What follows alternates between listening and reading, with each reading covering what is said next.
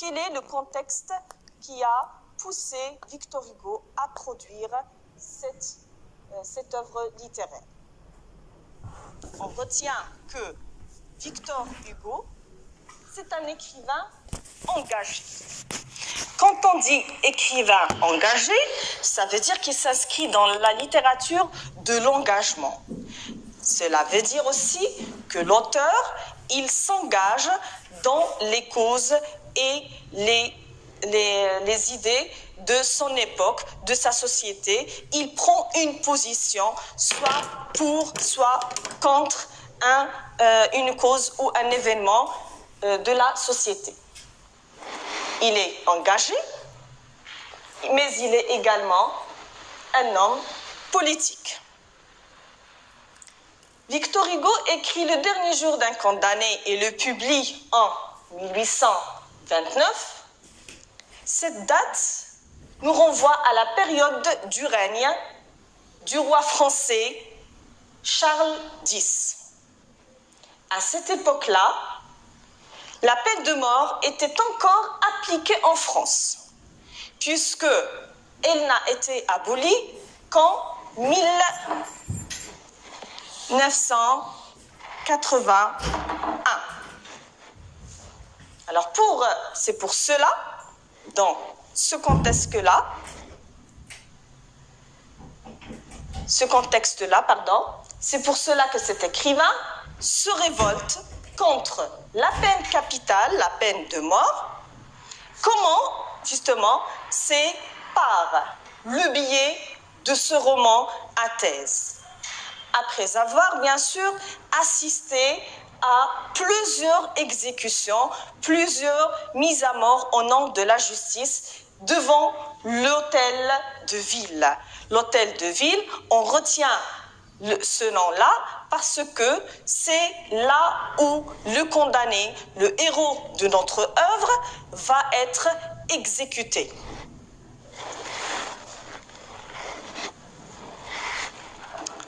Roman à thèse. On a vu que Victor Hugo, c'est un écrivain engagé. Il a été indigné par le nombre très grand des exécutions à cette époque. Il avait l'habitude de passer devant l'hôtel de ville et assister à des spectacles d'exécution. Il considérait que la peine de mort est une peine inhumaine. Donc, il s'est engagé, il a pris une position et il l'a écrite, il a exprimé cette position à travers son œuvre qui est Le dernier jour d'un condamné. Donc, c'est un roman qui porte un message, qui a un objectif, qui est dicté par une circonstance sociale et historique, également politique. Mais elle reste, cette œuvre, une œuvre littéraire, parce que c'est un roman. Le roman à thèse, l'auteur, dans ce roman à thèse, il défend, je vais souligner le verbe défendre, il défend une thèse. Il défend une thèse qui a une portée universelle. C'est une conviction, c'est une valeur que l'auteur cherche à défendre. Comment il le fait? Il illustre une théorie, il illustre des idées et soutient une cause précise.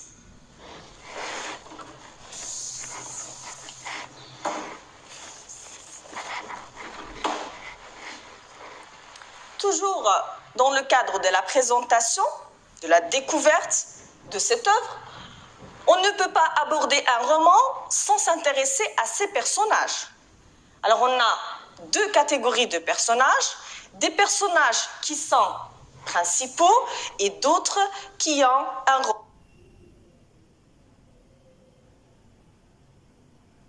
rôle secondaire. Le premier personnage que nous avons dans ce roman à thèse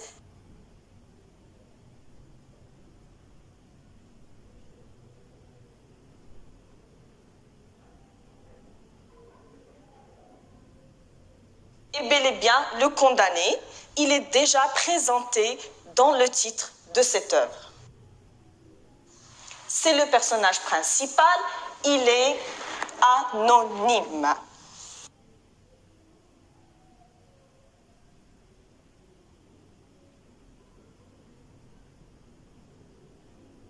Anonyme, ça rejoint l'explication que nous avions déjà donnée avec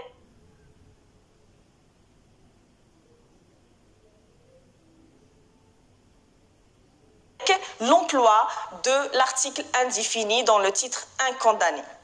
Donc, il est anonyme.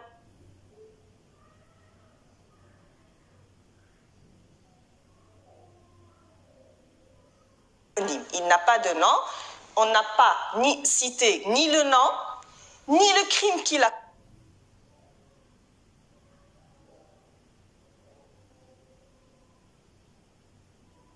commis. On ne sait pas qu'est-ce qu'il a fait pour mériter ce jugement, ni son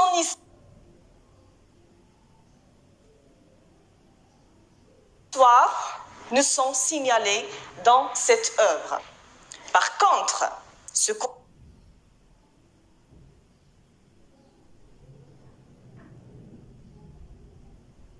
sait, c'est que ce personnage, il a une bonne éducation. On va le voir à travers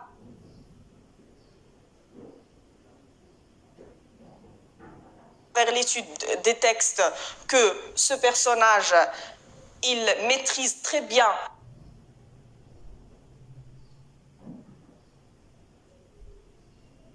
le latin, chose qui n'est pas donnée au peuple, parce que ce personnage, effectivement, il est issu d'une famille noble et riche. Le condamné est un père de famille. Pourquoi? Parce qu'on a, comme vous le voyez, le reste des personnages principaux, on a la fille du condamné, on a sa mère et sa femme. Donc, c'est un personnage qui est engagé sur le plan donc, social et familial.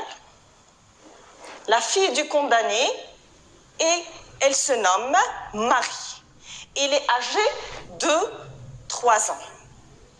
Ce qui est intriguant avec ce personnage féminin, ce petit personnage, c'est une petite fillette, c'est que cette fille qui a été privée de son père à un âge très précoce, lors de sa visite à son père dans sa cellule avant son exécution, elle ne va pas, malheureusement, reconnaître son père. Et elle va l'appeler monsieur. Et elle va lui dire que son père est déjà mort, il est au ciel. Et donc, dans ce chapitre, vous allez le voir que le condamné va assister à une deuxième condamnation à mort sur un plan symbolique cette fois-ci. Sa femme et sa mère, ce sont deux personnages qui permettent de mettre l'accent sur les souffrances de la famille du condamné. Alors, quand on parlera de ces deux familles, on va les présenter comme des femmes faibles qui souffrent de problèmes de santé, qui sont très tristes, accablées par le jugement du condamné. Et donc là, j'insiste sur leur souffrance. Pourquoi justement? Pour dire que non seulement le condamné souffre, non seulement le condamné va perdre sa vie, mais également toute sa famille souffre de ce verdict. Toute la famille, en quelque sorte, est victime de ce jugement. L'avocat, comme personnage principal, semble être insouciant.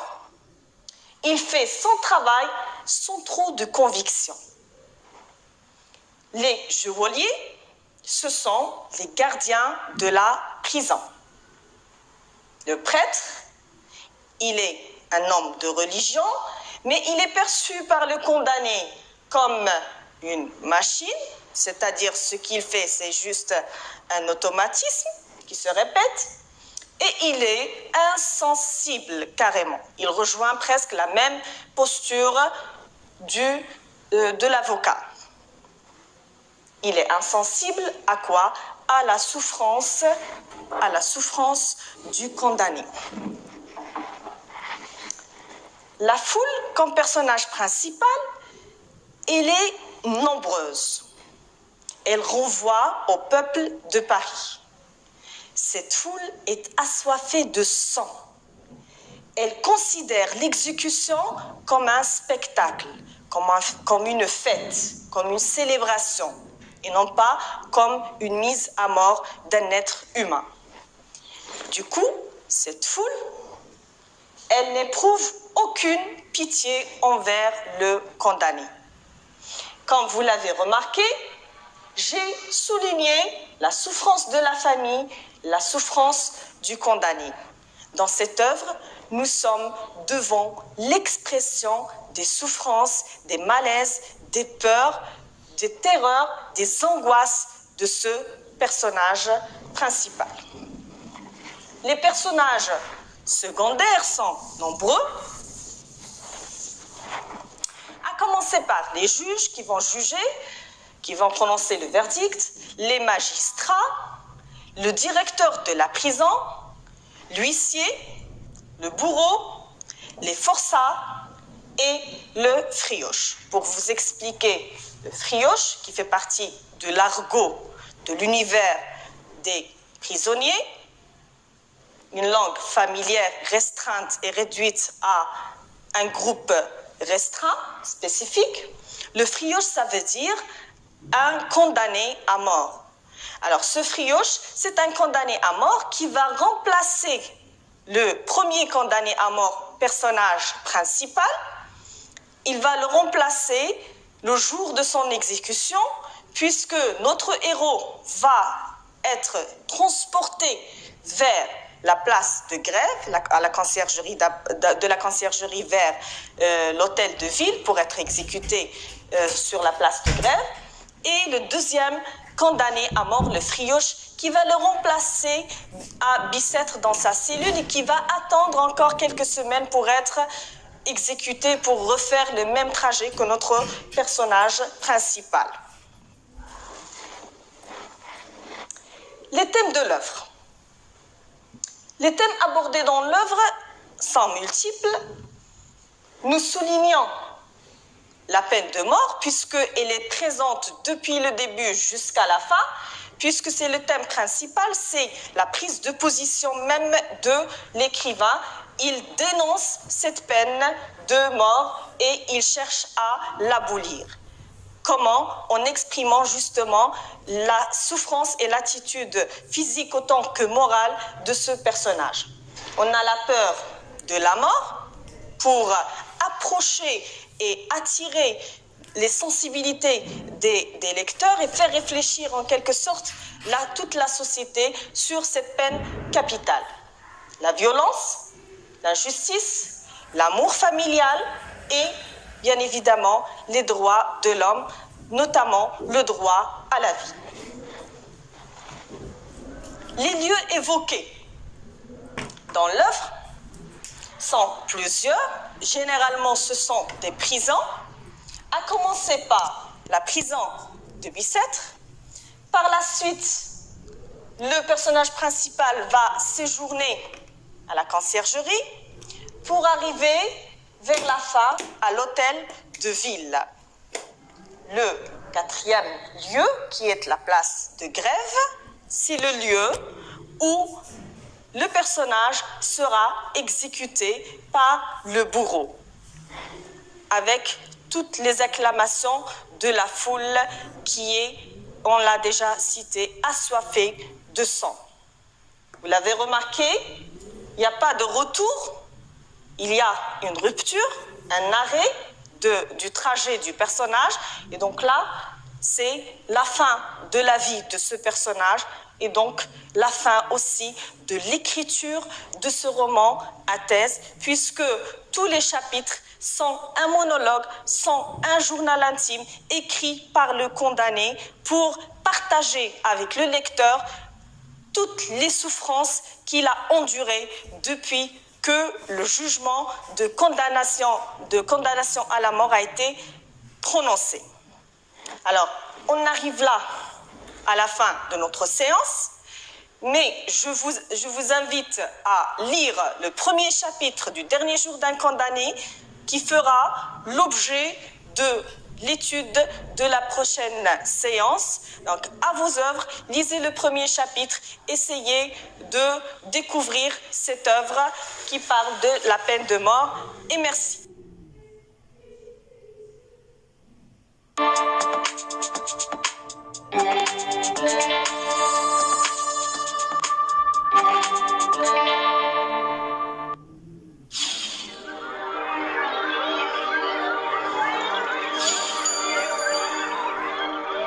انطلاق متجددة لقناتكم الثقافية، شبكة برامجية جديدة تطل عليكم القناة عبر أبوابها لملامسة الثقافة والفنون، الحضارة والتاريخ والتراث، العلوم والتكنولوجيا، التنوع الجغرافي والبيئي وقضايا المجتمع.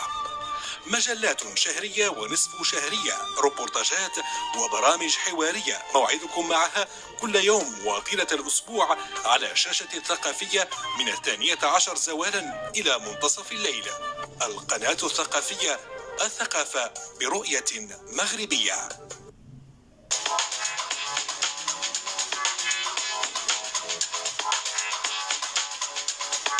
في إطار مواكبة قرار توقيف الدراسة وضمان الاستمرارية البيداغوجية، تبث القناة الثقافية دروس التلفزة المدرسية يوميا من الاثنين إلى السبت ابتداء من الساعة 8:30 صباحا. بناتي وابنائي التلاميذ والمتدربين والطلبه وحتى نتوما الامهات والاباء، للحد من انتشار وباء كورونا قررت الوزاره توقيف الدراسه ابتداء من يوم الاثنين 16 مارس 2020 في جميع مؤسسات التربيه والتكوين والبحث العلمي العموميه والخصوصيه، وحتى في المدارس بعثات الاجنبيه ومراكز اللغات والدعم التربوي. خاصكم تعرفوا بان هذا التوقيف راه ماشي عطله استثنائيه وماشي تقديم للعطله الربيعيه. على داك الشيء خصكم تبقاو في ديوركم وتتابعوا دراستكم عن بعد. غنزيد ناكد عليكم، خصكم تبقاو في المنازل ديالكم وتجنبوا المصافحه والاختلاط مع الاشخاص المسنين والاشخاص اللي في وضعيه صحيه هشه. ما خاصكمش تسافروا، ما تضيعوش وقتكم، نتوما ماشي في عطله. وحتى الانشطه الترفيهيه والرياضيه اجلوها من بعد. الوقت كامل خصكم تستغلوه باش تتابعوا دروسكم عن بعد عبر المنصه الالكترونيه تلميذ وفي القناه التلفزيونيه الثقافيه ابتداء من يوم الاثنين 16 مارس 2020، واللي غتوفر لكم مجموعه من الموارد الرقميه والدروس المصوره والتمارين التفاعليه. بناتي ابنائي، خاصكم تعرفوا بان